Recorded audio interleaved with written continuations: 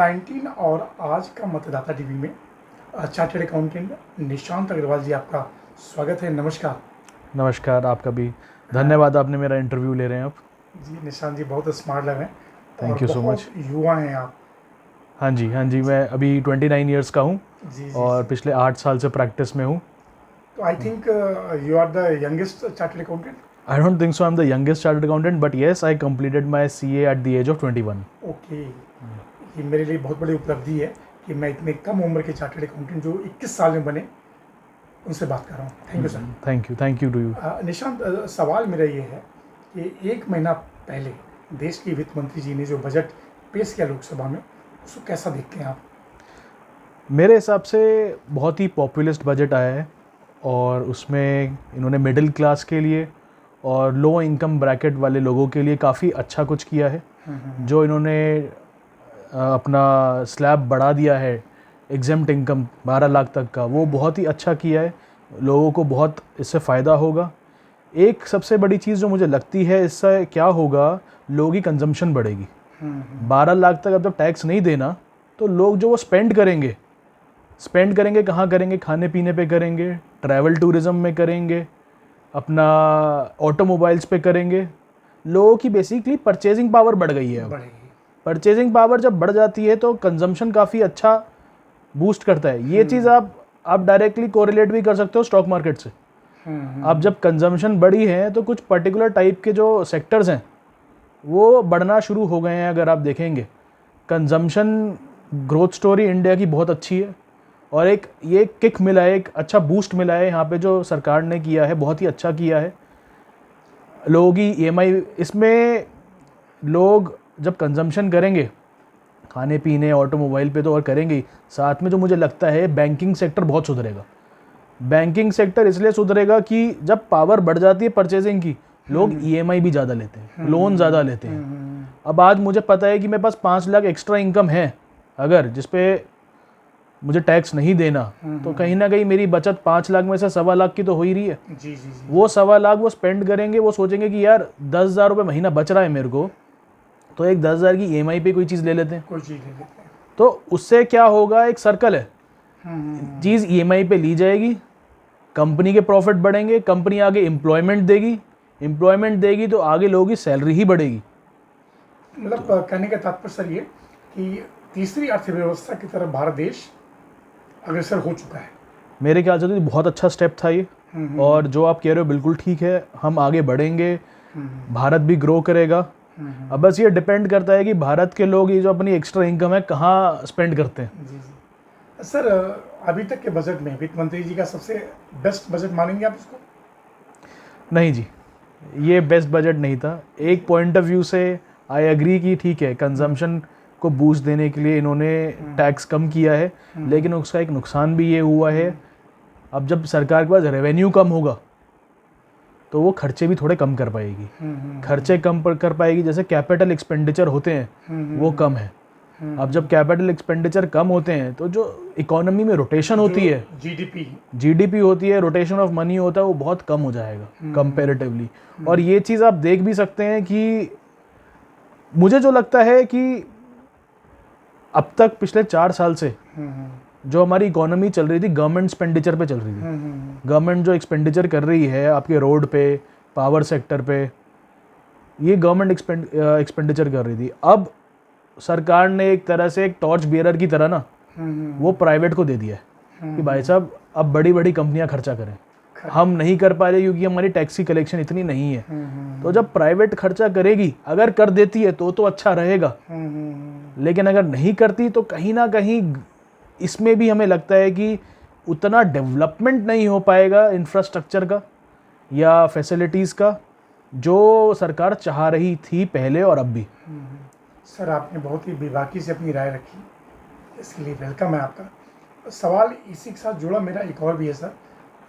हमारा जो देश है सर, वो चाहे EV इलेक्ट्रिक हो और चाहे वो इंफ्रास्ट्रक्चर हो या आपका सौर ऊर्जा हो या अंतरिक्ष अभियान हो, सभी में तेजी से काम हो रहा है सर। लेकिन उसके बाद भी डॉलर के मुकाबले पैसा जो है मजबूत नहीं हो रहा है। कहाँ पे एक चार्टर्ड अकाउंटेंट के रूप में आप कमियां देख रहे हैं आप? देखो जी, भारत अपनी तरफ से सब कुछ कर रहा है, लेकिन डॉलर का रेट जो बढ़ रहा है वो सिर्फ भारत का कंट्रोल नहीं है उसमें। ग्लोबल इतनी चेंजेस हो रही हैं, जियोपॉलिटिकल इतनी चीज़ें चल रही हैं, आप देखेंगे कि डॉलर का रेट क्यों बढ़ रहा है, क्योंकि डॉलर की डिमांड बढ़ रही है। डॉलर की डिमांड क्यों बढ़ रही है उस पर जाना पड़ेगा। एक तो ट्रम्प साहब आए, डोनाल्ड ट्रम्प जो नए प्रेसिडेंट बने यूनाइटेड स्टेट्स के, उन्होंने ब्रिक्स को क्लियरली बोल दिया है कि भाई साहब आप अपनी करेंसी में काम नहीं कर सकते, आपको डॉलर में ही करना पड़ेगा। और भी कई चीज़ें हैं जिससे डॉलर की डिमांड बढ़ रही है। और आप ग्लोबली देखें, बाकी सारी करेंसीज भी वीक हो रही हैं डॉलर के अगेंस्ट। ये सिर्फ यूएस डॉलर ही नहीं है।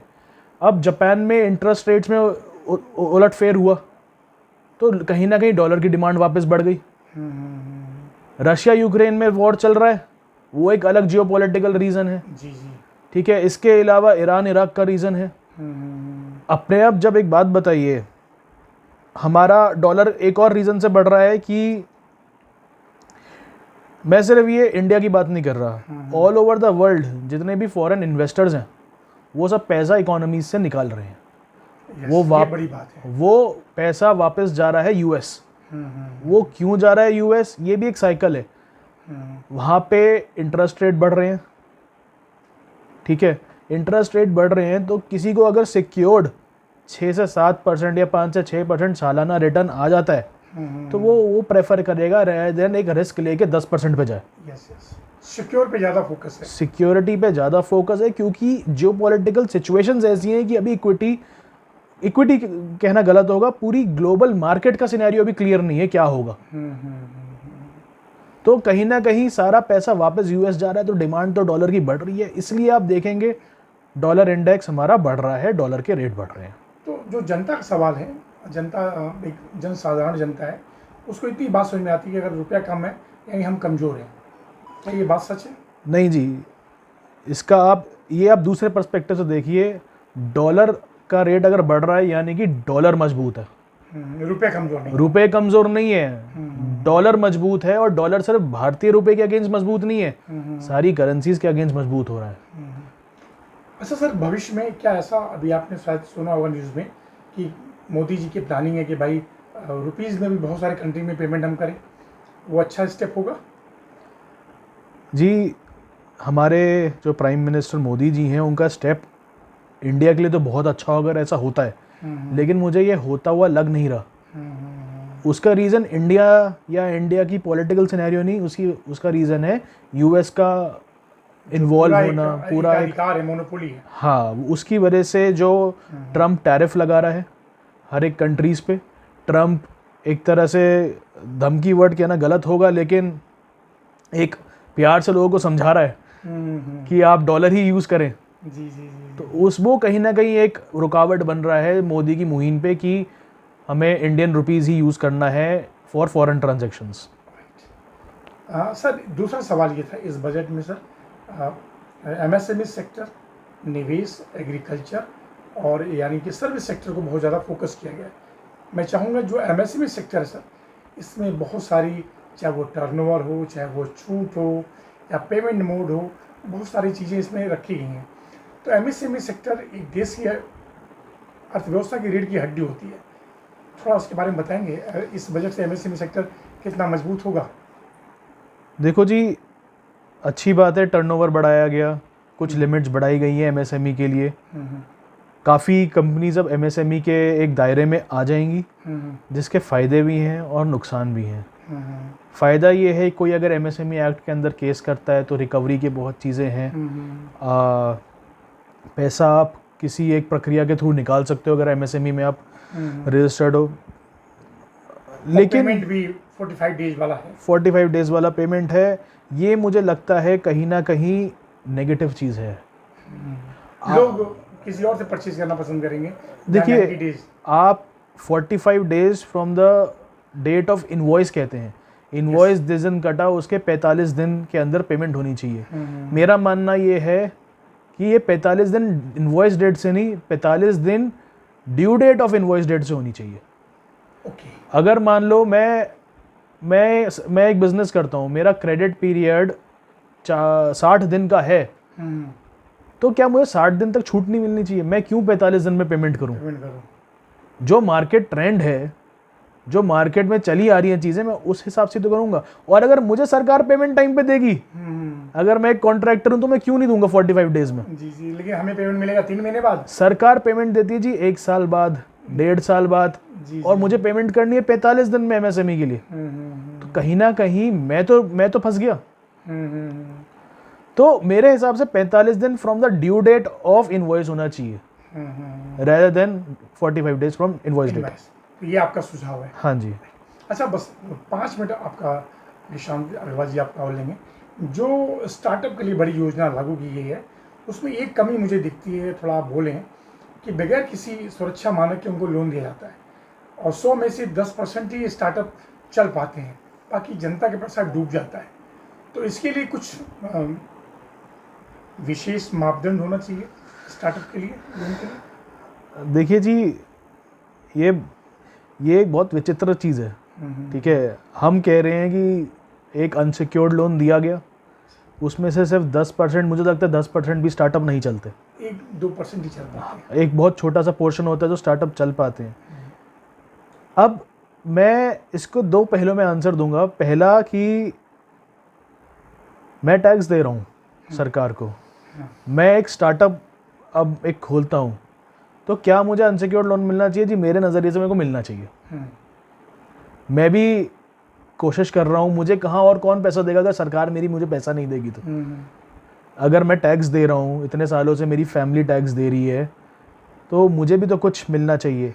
बट प्रॉब्लम ये आती है, चल नहीं पाते सारे स्टार्टअप्स, तो अब सरकार अपना पैसा सिक्योर करे, बाकी टैक्स पेयर्स का पैसा कैसे सिक्योर करे? उसमें मुझे लगता है कहीं ना कहीं कि पॉलिसी में चेंज होना जरूरी है। कुछ पॉलिसी में अगर चेंज हो तो बेटर रहेगा। क्या चेंज हो सकता है, उसमें थोड़ा सोच विचार करना पड़ेगा।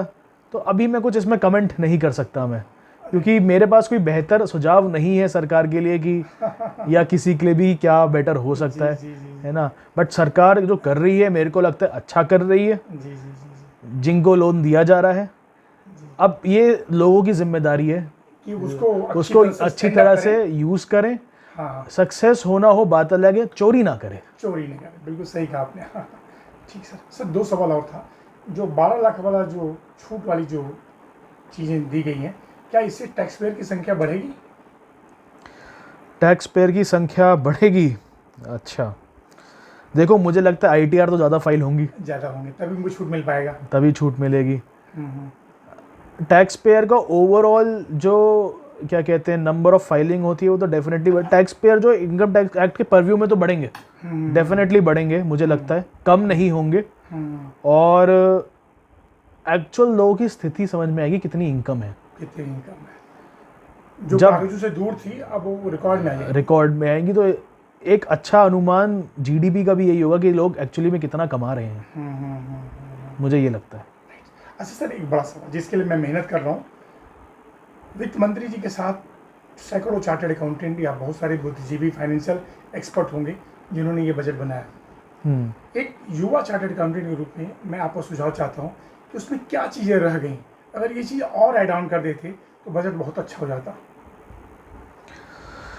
ये बहुत ही बढ़िया सवाल पूछा है आपने मुझसे। सर, जैसे आप देखें पार्टनरशिप फर्म के लिए इन्होंने कोई अभी तक कुछ सोचा नहीं, हाईएस्ट टैक्स उस पे है, आप मानते हैं? जी, कहीं ना कहीं गवर्नमेंट प्रमोट कर रही है कि लोग कॉर्पोरेट स्ट्रक्चर में आए, जो मुझे कोई बुराई नहीं लगती कि पार्टनरशिप फर्म पे एक्स्ट्रा टैक्स लगना चाहिए। ठीक है, मुझे लगता है कॉर्पोरेट सेक्टर में आए। हाँ, मुझे लगता है LLP पे टैक्स रेट कम कर देना चाहिए उनको, एटलीस्ट उसको प्राइवेट लिमिटेड के सेम एक दायरे पे ले आए कि LLP और प्राइवेट लिमिटेड पे सेम टैक्स रेट लगेगा। जहाँ तक आपने पूछा और सरकार क्या बेहतर कर सकती थी, सुझाव मुझे लगता है कहीं ना कहीं जो हमारा इनडायरेक्ट टैक्सेस है, GST है, उसमें कहीं ना कहीं थोड़ी और सिंपल अप्रोच से सिंप्लिसिटी ला सकती है, जो भी काफ़ी टिपिकल है कई चीज़ें। बहुत टिपिकल है। जब से सर अभी तक ट्रिब्यूनल नहीं बना, बताइए आप, ट्रिब्यूनल बनना चाहिए? हाँ, बिल्कुल बनना चाहिए जी, ट्रिब्यूनल तो बहुत ज़रूरी है। मुझे तो लगता है हमारे कॉन्स्टिट्यूशनल राइट के अगेंस्ट है कि अब तक ट्रिब्यूनल नहीं बना, जबकि उसकी रिकमेंडेशन बहुत बार आ चुकी है GST काउंसिल में। तो that should be addressed very soon. क्योंकि सर जितना भी पैसा है विवादों में है, न सरकार के पास है न जनता के पास है। ऐसे नहीं नहीं जी, जो विवाद में पैसा है वो सरकार के पास ही है। लेकिन यूज़ नहीं कर सकती उसे। ठीक है, अब नहीं, आपने बिल्कुल सही जवाब दिया। हाँ, सरकार के पास है। सरकार तो के सर पास ट्रिब्यूनल बनना चाहिए ना? ट्रिब्यूनल तो बिल्कुल बनना चाहिए और वो जल्दी बनना चाहिए। जी तो इससे कोर्ट पे भी जो प्रेशर पड़ रहा है लिटिगेशंस का, हम्म। हाई कोर्ट का, सुप्रीम कोर्ट का, वो भी कम होगा। सर बिल्कुल लास्ट सवाल है। 28% का जो स्लैब रेट है, इसमें कुछ परिवर्तन होना चाहिए, कम होना चाहिए? हाँ जी, होना चाहिए, कम होना चाहिए। मुझे लगता है कि कहीं ना कहीं 28% बहुत ज़्यादा है, चाहे वो सीमेंट हो, चाहे वो हम आज की डेट में कॉस्मेटिक सर्जरीज़ की बात करते हैं या फिर कोई भी ब्यूटिफिकेशन की बात करते हैं, यहाँ तक कि गाड़ियों पे भी 28% है, कुछ टीवी एयर कंडीशनर पे भी शायद 28% है, if I am not wrong. कई ऐसी चीज़ें हैं जो मुझे लगता है 28% बहुत ज़्यादा है, कम होना चाहिए। मुझे लगता है आज की डेट में गाड़ी होना एक लग्जरी नहीं है, नहीं है भाई। एक 10-15 लाख की गाड़ी एक लग्जरी में नहीं शामिल होती। नहीं शामिल होती, और उस पर 28% टैक्स रेट नहीं होना नहीं चाहिए। होना चाहिए। एक गाड़ी चलाने वाला वैसे भी बहुत टैक्सेस दे रहा है, रोड टैक्स दे रहा है, रोड टैक्स दे रहा है, टोल टैक्स दे रहा है जी, पेट्रोल पे टैक्स दे रहा है, जीएसटी दे रहा है, सेस दे रहा है। जी जी जो उससे कमाने से जो पैसा कमाई हुआ पैसा वो खर्च कर रहा है, उस पर तो इनकम टैक्स दे ही रहा है। जी जी जी जी। तो मुझे लगता है कहीं ना कहीं गाड़ी पे और भी बहुत चीज़ें हैं जिस पे कम होना सर चाहिए। हेल्थ सेक्टर पे जीएसटी लगता है, वो मेरे ख्याल से क्या सुझाव है आपका? बड़ा नेसेसिटी चीज़ है, देश के हर नागरिक का अधिकार है, उस पर जीएसटी नहीं होनी चाहिए। मुझे तो लगता है जी, हेल्थ सेक्टर से पहले जो सरकार को जीएसटी हटाना चाहिए वो इंश्योरेंस सेक्टर से हटाना चाहिए। बिल्कुल राइट। ठीक है, चाहे वो हेल्थ इंश्योरेंस हो, चाहे वो लाइफ इंश्योरेंस हो, सबसे बड़ी चेंज सरकार को सबसे पहले जो करनी चाहिए, इन सब पे जीएसटी हटाना चाहिए। ये बिल्कुल गलत है, मैं बहुत ब्लंटली बोलूँगा, किसी भी इंश्योरेंस प्रोडक्ट पे जीएसटी नहीं लगना चाहिए। ये मैं आपकी बात वहाँ तक पहुँचाने की पूरी कोशिश करूँगा सर। धन्यवाद। निशान जी, बिल्कुल लास्ट सवाल था। मैं हर किसी से पूछता हूँ, हमारे मोदी जी और उत्तर प्रदेश के मुख्यमंत्री योगी जी का कार्यकाल आपको कैसा लगता है? जी, ये बहुत ही पॉलिटिकल क्वेश्चन है। कैसा लगता है? जी सरकार सारी होती है, वो अपना बेस्ट करने की कोशिश करती हैं, चाहे वो आपने बीजेपी हो, politically answer दिया। कांग्रेस हो, अपनी तरफ से वो देखिए, हर काम करने का पर्सपेक्टिव होता है, कोई किसी पर्सपेक्टिव से करता है, कोई किसी पर्सपेक्टिव से करता है, काम सारे ही अच्छा करते हैं। देखो, सारी पॉलिटिकल पार्टीज एक होती हैं, ठीक है, काम एक ही तरह होता है, वो किसको अच्छा लग रहा है, किसको बुरा लग रहा है, बस उसी का फ़र्क होता है। बहुत अच्छा कहा सर। एक लास्ट सवाल निशान जी, बिल्कुल आपको किसने प्रभावित किया, कहाँ से आपको ड्रीम आया कि मुझे चार्टर्ड अकाउंटेंट बनना है इतनी कम उम्र में? माता पिता का विजन था, किसका था? जी, मेरे मदर एंड फादर दोनों सीए हैं। अच्छा। वो दोनों ही प्रैक्टिस में हैं, तो बचपन से यही देखा है, तो बचपन से मेरे ख्याल से यही मैनिफेस्ट हो गया कि मैं ही सीए बनूंगा। सीए बनेंगे, और बहुत कम उम्र में 21 साल की उम्र में आप सीए बनना अपने आप में बहुत